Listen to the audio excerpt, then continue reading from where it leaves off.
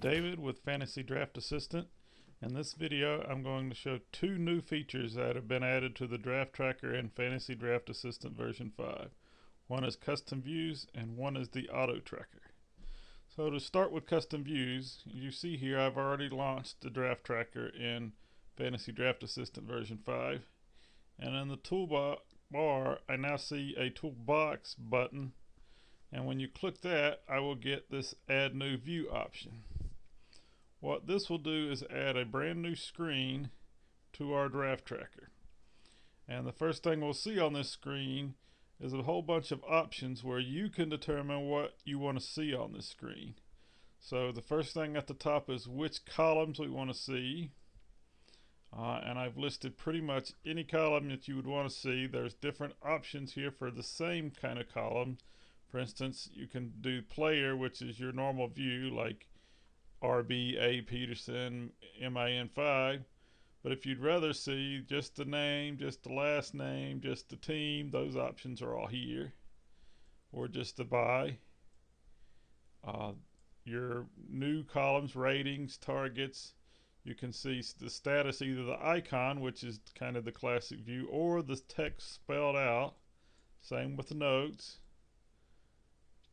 All this information that you can choose to display on a particular player. You can choose whether to see drafted players, available players, or both, targeted or not targeted, or both, which positions you want to see, what ratings you want to see, and what teams that are drafted by. So you can see there's a default set which is pretty open, but a common case is maybe I only want to see quarterbacks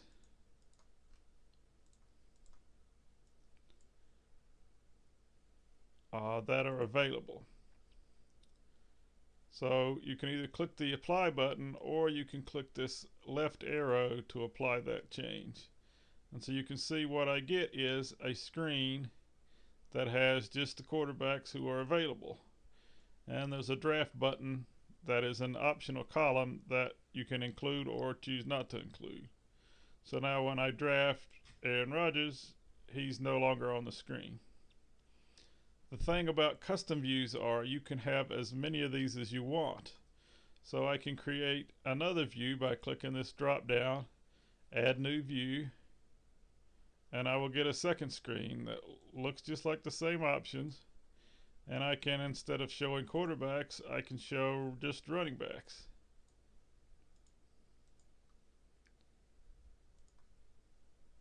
And now here I see all running backs. And if I draft Adrian Peterson, instead of him going away now, since I had all, I now see it was drafted by Team 2 as a second overall pick in round 1. So there are many different things you can do with these options. I can just see the targeted players, or I can use the ratings kind of like a tier and only show, here's an example, I can see all positions, but I only want to see my 5-star players that are still available.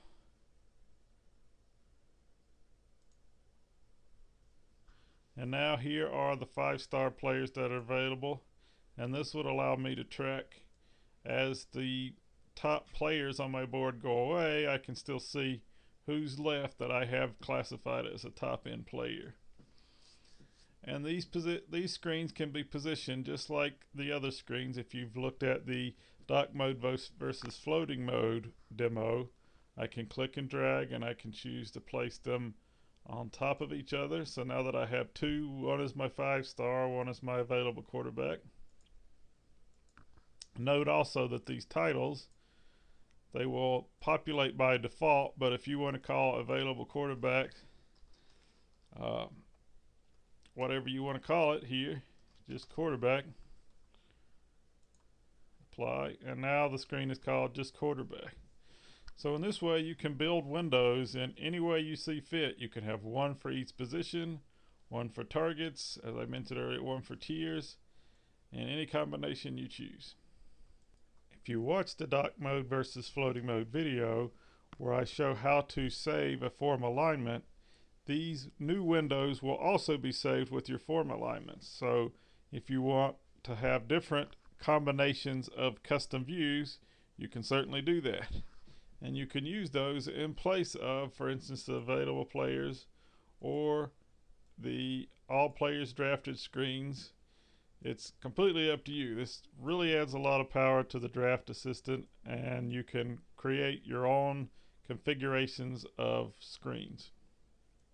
The options for a screen can be changed at any time by clicking this right arrow to pull out the option screen again, and the left arrow will apply those options. From the toolbox pull down, you will see the list of custom screens you've created and their names, and you can click just on that to show or hide that screen. Or if you decide you don't need a screen anymore, you can pull over to this drop down menu and click remove view, and it will no longer be in your form alignment. These same options can be found by right clicking on any form in the draft tracker, clicking the show hide, and then custom view forms.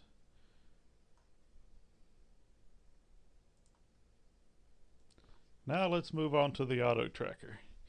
Auto tracker feature is a beta feature. It is very hard to test in the off season as there's not many people who use it, and it doesn't fully support all the options that I would like it to.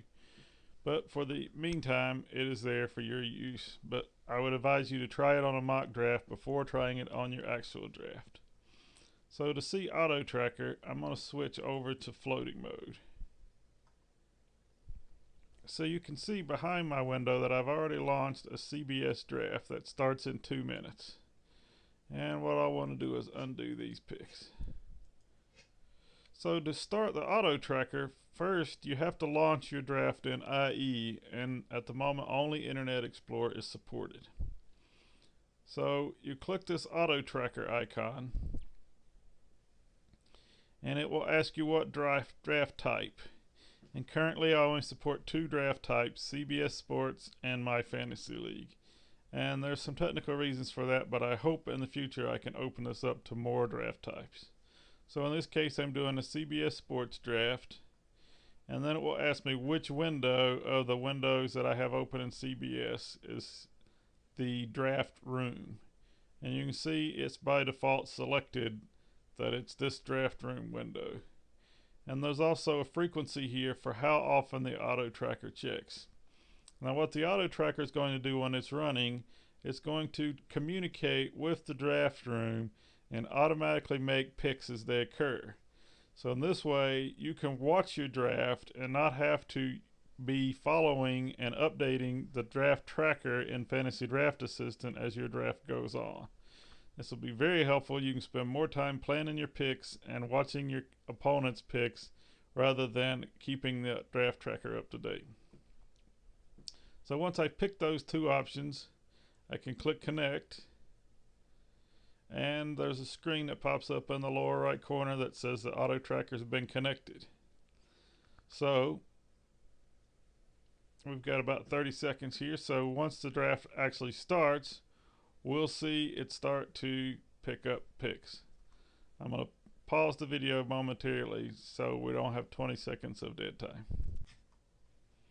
So we're back and the draft has started, and I was a little slow on the record, but it picked the 2 players, and now I have the 3rd pick and I'm on the clock.